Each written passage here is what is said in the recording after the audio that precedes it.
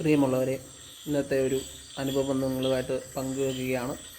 പത്തനംതിട്ട ജില്ലയിൽ റാന്നിയിലെ ഹോണ്ടയുടെ ഷോറൂമിൽ ഞാനും എൻ്റെ ഒരു സുഹൃത്തും കൂടി ആക്റ്റീവ വാഹനത്തിൻ്റെ സ്പെയർ മേടിക്കാൻ വേണ്ടി അവിടെ ചെന്നു. നമ്മൾ പോയത് ബജാജിൻ്റെ വാഹനമായിട്ടാണ്.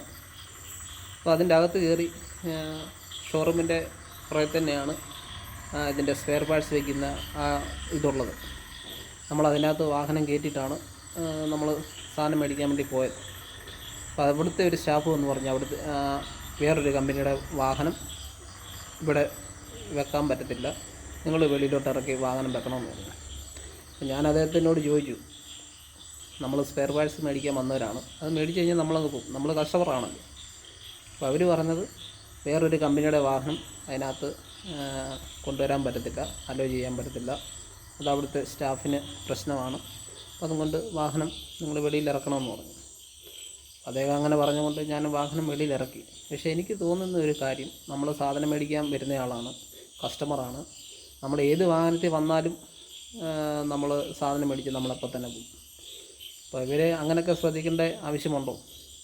അപ്പം അങ്ങനെ ഉണ്ടെങ്കിൽ ആളുകൾ വരുമ്പോഴത്തേന് അവരോട് പറയുക, നിങ്ങൾ സാധനം മേടിക്കാൻ വരുന്നതാണെങ്കിൽ നിങ്ങളുടെ വാഹനം അതിൻ്റെ അകത്തോട്ട് കയറ്റരുത്, അതിന് ഒരാൾ ഫ്രണ്ടിൽ നിൽക്കുകയും വേണം. പിന്നെ ഇവർ സ്പെയർ പാർട്സ് വയ്ക്കുന്നത് അത് വയ്ക്കാൻ വേണ്ടി വെളിയിൽ തന്നെ എന്തെങ്കിലും സൗകര്യം ഒരുക്കുക. ഇത് വാഹനം പാർക്ക് ചെയ്യുന്ന അതിൻ്റെ അകത്ത് കൊണ്ടുപോയി വെച്ച് കഴിഞ്ഞാൽ ഓട്ടോമാറ്റിക്കായിട്ട് മേടിക്കാൻ വരുന്ന ആളുകൾ വാഹനമായിട്ട് അതിൻ്റെ അകത്ത് തന്നെ കയറും.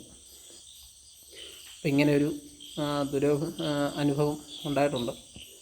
അപ്പോൾ അത് ആളുകളുമായിട്ട് പങ്കുവെക്കുകയാണ്. നിങ്ങൾക്ക് ഇതുപോലുള്ള അനുഭവം ആ ഷോറൂമിൽ നിന്ന് ഉണ്ടായിട്ടുണ്ടെങ്കിൽ നിങ്ങൾ അത് രേഖപ്പെടുത്തുക.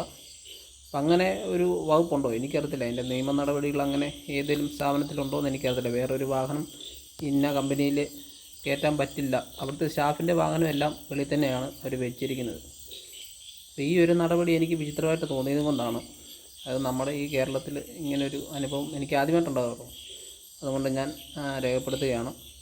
അപ്പം ഇതിൻ്റെ നിയമ നടപടികൾ, അതായത് ഇങ്ങനെ വാഹനം കയറ്റാൻ പാടില്ല എന്നങ്ങനെ എന്തെങ്കിലും നിയമങ്ങളൊക്കെ ഉണ്ടെങ്കിൽ ഇതറിയാവുന്നവരൊന്ന് കമൻ്റായിട്ട് രേഖപ്പെടുത്തുക. നമുക്കതിൻ്റെ ഡീറ്റെയിൽസ് അറിയത്തില്ല. അപ്പോൾ അതിൻ്റെ ഡീറ്റെയിൽസ് അറിയാവുന്ന ആളുകൾ വിശദമായിട്ട് അതൊന്ന് രേഖപ്പെടുത്തുകയാണെങ്കിൽ മറ്റുള്ളവർക്കും കൂടി അതൊരു ഉപകാരമാകും.